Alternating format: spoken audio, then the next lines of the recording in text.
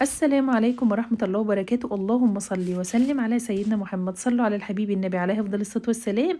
واللي ما اشتركش في قناتي يجي بسرعة يشترك معانا، وإن شاء الله النهاردة فيديو جديد ويوم جديد، وهنعمل النهاردة فرخة كده مشوية من التتبيلات الجميلة اللي احنا كنا عاملينها في قبل رمضان. عايزة أقول لكم يعني طلعت التتبيلة تحفة وجميلة، والإيه الفرخة بتاعتي شاربة من التتبيلة كده جامد. كنت طلعتها أول ما صحيت من النوم كده. وعايزه اقول لكم ان ايه، ان كان اليوم ده كده رايق وجميل وما شاء الله كان حلو خالص. كان ورايا كده مشوار نزلته وقضيته يعني خلصته، ورحت جايه كده ايه اشوف هعمل ايه في الفرخه. لقيتها كده ايه، فكت الحمد لله، فكفتها كده من بعضها لاني كنت كبسها في بعضها كده علشان خاطر تخش جوه الكيس. تمام، شايفين التتبيله واللون بتاع الفرخه واخد اللون بتاع التتبيله عامل ازاي؟ طبعا التتبيله بتاعتنا دي احنا معتمدينها، انا معتمداها في كل التتبيلات بتاعتي. بصل وتوم وفلفل وطماطم، وبضربهم ضرب كويس يعني، واحط بهاراتي عليها وايه، بتبل بها الفراخ او بط او اي حاجه. عايزه اقول لكم احلى طريقه لتتبيلات الايه، اللحوم وكده. هبدا بقى اخد حبه من التتبيله بتاعتي دي واروح حطاها كده على الايه الشوايه بتاعتي، وان شاء الله كده هنعمل كل حاجه مع بعض باذن الله. وهبدأ بقى كده اي مثلا حتة مفتوحة او حاجة من الحاجات اللي احنا كنا منغزينها بالسكينة دي، يعني كنت ماسكة كده الفرخة منغزاها من كل حتة علشان تشرب التتبيله. هاخد بقى من البصل والحاجات المتراكمه في الايه، في التوابل بتاعتي دي، واحطها في قلبها كده. كنت بصراحه خايفه، وكنت بقول لا انا هقطعها يعني افضل، احسن ما احطها نصين كده. كنت خايفه ما تستويش يعني، بس عايزه اقول لكم والله طلعت مهلبيه ملبن كده. طبعا الشوايه بتاعتي كانت معصلجه معايا خالص، مش راضيه تتقفل معايا خالص يعني. فبدات كده ان انا ايه يعني اقفلها شمال ويمين، وبقول لهم انا عايزه مساعده يعني. على راي بنت بنتي ساعدوني. فكان ابني جاي كده فمسكها لي ومسكتها ربطتها ربطه جامده. يعني انا عايزه اقول لكم ان انا اصلا جيت في المشوار، من المشوار اللي انا كنت فيه يعني ما قلحتش الهدوم بتاعتي.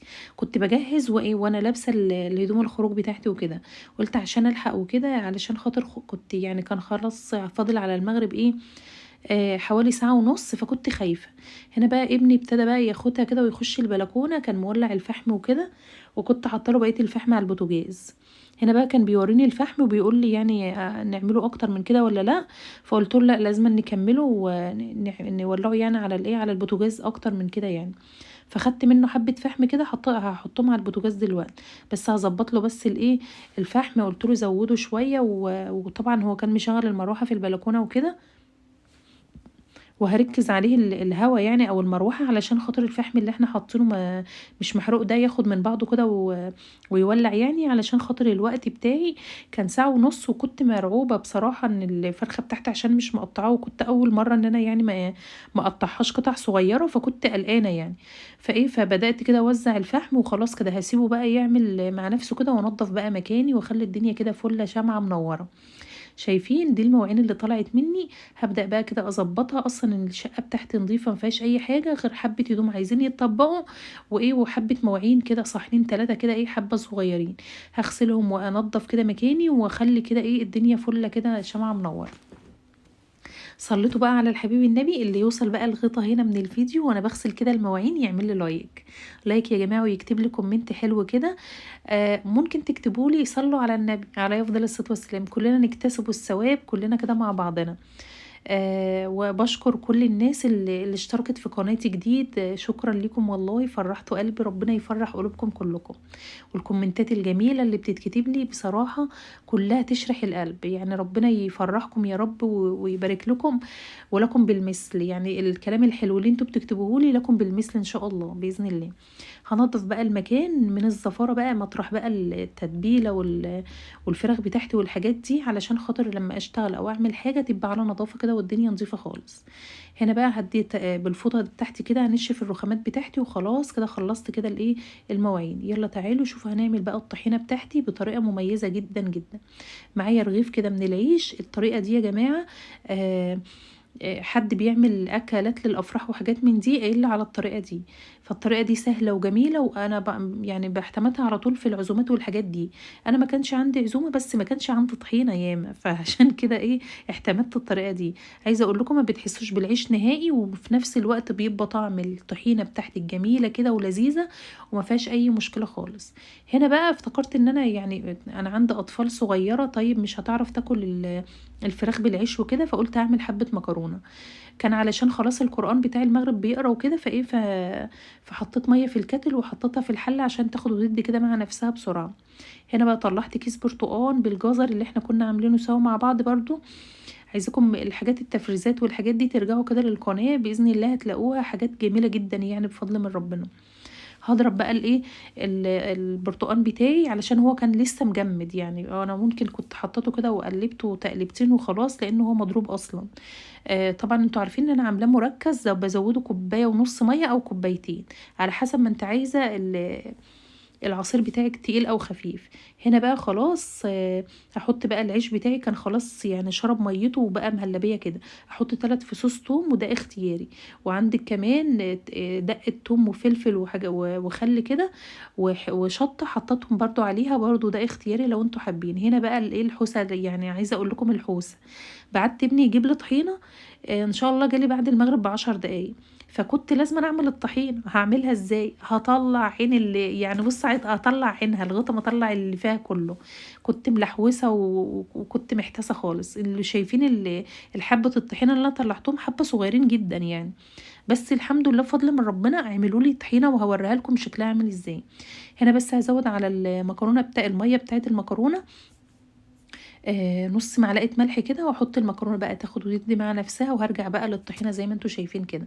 هضربها في الخلاط. عايزه اقول لكم ان انا حطيت عليها نص كوبايه لبن، وعادي لو انتوا ما حطيتيش ممكن تحطي زبدايه، بس طبعا اللي راح يجيب الطحينه يجيب علشان يجيب الطحينه والزبادي ما جاش اصلا، فحطيت نص كوبايه لبن كده، وده ما جاش في الفيديو بحسب. يعني انا عايزه اقول لكم اكتر في الفيديو ده اكتر الحاجات صورتها واتكلمت معاكم، وللاسف لقيت الكاميرا اصلا واقفه ما بصورش تمام، كنت بكلم نفسي. هنا بقى خلاص زودت بس حبه خل عليها، وطبعا وحطيت الدقه اللي انا حطاها دي بالخل والثوم والفلفل، وكان فيها طبعا شطه وحباش وكده، فزودتها حاجات بسيطه، حطيت لها حبه حباش بسيط خالص كده. شايفين حجمها عامل ازاي؟ هنا بقى كنت مش راضيه اخففها عن كده لغايه ما اشوف ابني هيجيب الطحينه ولا لا. سبتها على جنب بقى وفي الاخر اصلا هفضلكم في الطبق وهي هتبقى زي الفل يعني. هنا المكرونه بتاعتي خلاص تعتبر خلصت، هبدا بقى اصفيها كده في الحوض وخلاص الحمد لله. يعني ما تخافوش الحبه دول ما لزقوش ولا حاجه، هما بس عشان الحله سخنه عليا فمش عايزين بس يدوبوا كده. وبرده الميه بتتفتح على المكرونه ما بيحصلهاش اي حاجه، يعني ما فيهاش اي حاجه. شايفين المكرونه نازله سهله وجميله ازاي، ومستويه وجميله وطعمها تحفه كمان. هبدأ بقى كده ايه اغسل الحلة دي، اغسلها غسلة حلوة كده واحطها على النار، علشان خاطر دي اللي هسبك فيها الطماطم بتاعت الايه المكرونة. طبعا لو معلقة لو طبق لو غطا شفشة او اي حاجة ما بخليش، بغسل كله اول باول، علشان بحب ساعة الفطار تبقى الدنيا رايقة عندي وجميلة، وما بيبقاش فيها ايه غير المواعين بتاعت الاكل بس. هنا بقى ايه البصلية بتاعتي، طبعا انتوا عارفين ان الكبة بتاعتي يعني في رعاية الله باظت يعني بتشتغل بمزاجها، تحط الفيشة بتشتغل من غير ما تتك على الزرار، في حاجة غريبة يعني. يعني دلوقتي بستسهل ان انا اعمل بايدي افضل، وساعات بستخدمها وخلاص لما بحتاج لها قوي او مش ببقى قادرة يعني. هنا حطيت حبة زيت على النار، وقطعت البصلاية كده زي ما انتوا شايفين مكعبات صغيرة، والفحم بتاعي زي ما انتوا شايفين كده على النار، علشان خاطر ازود لابني كده الايه الفحم وكده. هنا بقى كان معايا معلقة مرقة كده، مكعب مرقة هحطه عليها. انا عايزة بس البصلاية تتدبل بس مش اكتر، يعني انا عايزة تاخد لون. حطيتها عليها ومفيش مشكلة خالص، وكمان البصلاية بتاخد اللون بتاع المكعب الدجاج، بتبقى بصراحة حلوة خالص. هحمرها تحمير كويس كده، وبعد كده ايه هشوف انا هعمل ايه. عايزة اقول لكم كان يومي سلس وجميل، والاكل اتعمل في ميعاده، والشقه بتاعتي كانت نظيفه وما كانش ورايا اي حاجه، فكان اليوم كان جميل كده سبحان الله. والحمد لله كان الورد بتاع القران بتاعي مخلصاه ومصليه وجايه الاذكار بتاعتي وكل حاجه، فالواحد بيبقى مطمئن كده سبحان الله. حتى وانا بصور لكم الفيديو ده عايزه اقول لكم احنا يعني الساعه 5 الفجر، فاحنا الساعة 5:44 تمام. فقلت بقى اسجل لكم الفيديو ده بالمره. هنا بقى خلاص الفحم بتاعي كده استوى خالص، يعني هاخده كده في طبق اوديه لابني، وهكمل بقى التسبيكه بتاعتي. طبعا انا حطيت الطماطم على البصل واتسبكت خلاص، هبدا بقى ان انا احط المكرونه بتاعتي. وكمان كده خلصت المكرونه والاكل بتاعي كده يعتبر في الانتهاء، مفيش اي حاجه. فلقيت ما ورايش حاجه اقعد ساكته، يعني لا، هظبط بس المكرونه واقلبها تقليبه حلوه كده عشان تشرب من التسبيكه اللي احنا عاملينها وكده، وهغطي عليها وهشوف ورايا مش هقعد يعني كل ده وانا لابسه برضو لبس الخروج. يعني بصوا ما عنديش وقت ان انا اروح اغير والله، لاني كان ورايا مشوار تاني. فقلت مش مشكله، انا هخلص كل حاجه وخلاص. انا كده كده هفطر وانا بسرعه بسرعه ونازله، يعني نازله المشروع بتاعي اللي احنا كنا متكلمين عليه قبل كده. لو انتوا حابين ان انا اصور في المحل وكده بتاع الملابس، احنا جايبين حاجات تحفة وجميلة وماركات حلوة خالص. ممكن تقولولي وانا انزل المحل وافتح كاميرا معاكم واصور لكم كل حاجة. هنا بقى حبة الهدوم دول ما تسيبهم، لا طبعا مش هسيبهم، هخلص اللي ورايا كله واخلي الدنيا فله كده. هبدأ بقى ان انا اطبق كده الهدوم. عايزاكم بقى لما بتعملوا حاجة مثلا تغسلوا مواعين او تطبقوا هدوم او اي حاجة من دي، يعني صلوا على النبي يا جماعة. يعني اللي مش حافظ اذكار او اي حاجة من دي صلوا على النبي. طول ما انتوا واقفين كده استغفروا. دي حاجة ممتعة، يعني والله العظيم ما بتحسوا بالوقت خالص، او بتحس يعني ما بتحسوش بتعب انكم بتعملوا حاجة بتعب ولا اي حاجة، بل بالعكس بتحسوا كده ان الوقت بيعدي سلس وجميل كده، ما بيبقاش في اي حاجة. انا عايزه اقول لكم طول ما انا شغاله، يعني لو ما كانش في دوشه ممكن كنت فتحت معاكم الصوت وكده.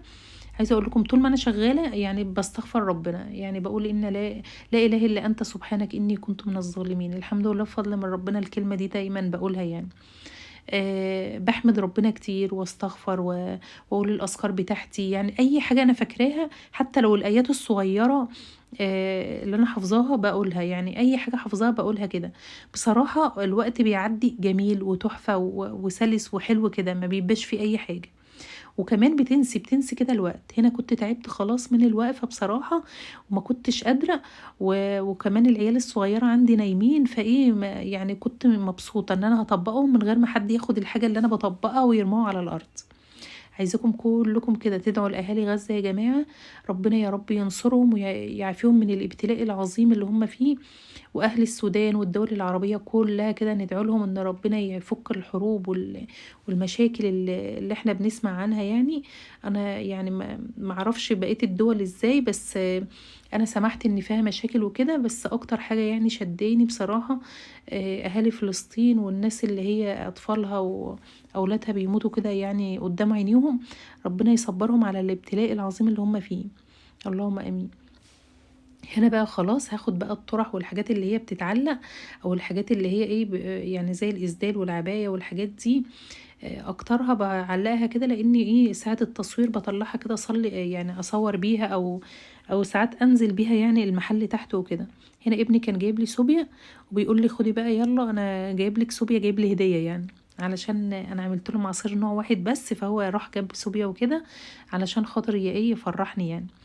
هنا بقى خلاص كنت طبقته وخلصت. هبدأ بقى ان انا اشيل كل الهدوم دي وخلاص كده. عايزه اقول لكم فرشة رمضان دي كده، كنت مسافرة يعني القاهرة وكده، ورجعت لقيت اولادي بصراحة شايلين لي الدنيا مخليه لي فل. كنت عايزه اصور معاكم وانا بشيل حاجات رمضان وكده اللي هي الفرشة والحاجات دي.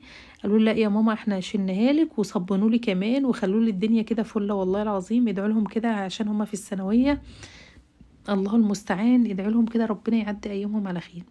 هنا بقى المكرونه استوت بتاعتي وما شاء الله الفرخه بتاعتي تحفه تحفه تحفه مستويه، ما فيهاش دم حتى العظم بتاعها. يعني ساعات لما بيكون مش مستوي كويس بيبقى لحمه احمر او العظمه حمرا وكده. لا بصراحه الفرخه مستويه مهلبيه، بتتقطع كده جميله وما شاء الله حلوه خالص يعني بفضل من ربنا. وهنا كنت بتصور كده مع كوبايه العصير. تعالوا بقى شوفوا الفرخه عامله ازاي. اللهم صل وسلم على سيدنا محمد. صلوا على الحبيب النبي عليه افضل الصلاه والسلام. وشايفين الطحينه بتاعتي ما شاء الله ولا قوه الا بالله. شايفين طحينه وعامله ازاي تقيله خالص، ممكن كنت خففتها عن كده بس انا عايزاها السمك الجميل ده. ودي الصوبيا بتاعتي رمضان كريم. وعملت كمان برتقال وكمان بقى المكرونه والايه والفرخه بتاعتي، والله عايزه اقول لكم دايبه دايبه دايبه دايبه كده دوب. شايفين؟ يعني سهله خالص، طريه كده وجميله على المكرونه كده. اتمنى يعجبكم الفيديو، ما تنسونيش بقى في لايك وسبسكرايب ودعوه حلوه من قلبكم. والسلام عليكم ورحمه الله وبركاته.